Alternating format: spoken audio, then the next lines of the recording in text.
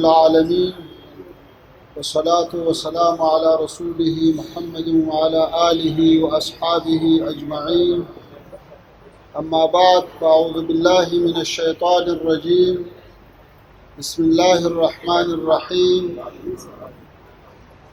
وتلك الأيام نداولها بين الناس.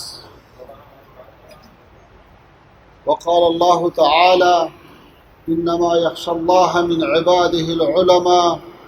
صدق الله العلي العظيم. سبت علي مصائب لو أنها سبت على الأيام سرن لياليا. دارالعلوم دیوبند کے قابل قدر اساتذہ، مشائخ اعظام، طلباء کرام اور محترم حاضرین، سب سے پہلے آپ کو اور ہندوستان کے تمام مسلمانوں کو افغانستان کے اکابرین، علماء کرام اور عوام کی جانب سے سلام اور نیک تمنائیں پیش کرتا ہوں۔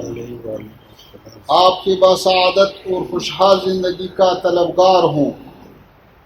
دارالعلوم دیوبند کے مؤسس مولانا محمد قاسم نانتوی رحمۃ اللہ تعالی علیہ اور دیگر اکابرین رحمہ اللہ تعالی کی خدمت میں سعدی شیرازی صاحب کا 2 شعروں کا نذرانہ پیش کرتا ہوں۔ پشت دوتائی پلک راست شد از خرمی، تا چو تو فرزند زاد مادر ایام را. وصف تو را گر کند ور نکند اهلی پزل، حاجتی مشاط نیست روی دلارام را.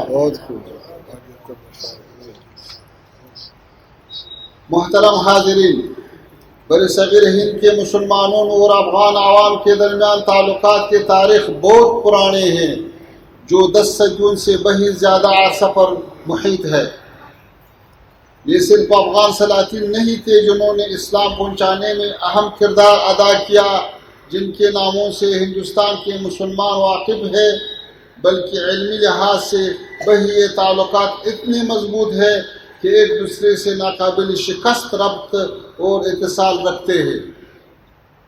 اگر افغانستان کے علماء کرام مولانا عبدالحق محدث دہلوی، امام ربانی شیخ احمد سرہندی، حضرت شاہ ولی اللہ صاحب، مولانا امیر زاہد ہیروی صاحب، قاضی محب اللہ بہاری صاحب، مولانا خلیل احمد سہارنپوری صاحب، شیخ الہند مولانا محمود الحسن صاحب، علامہ انور شاہ کشمیری صاحب، مولانا اشرف علی تھانوی صاحب رحمہ اللہ تعالی اور دیگر علماء کرام کے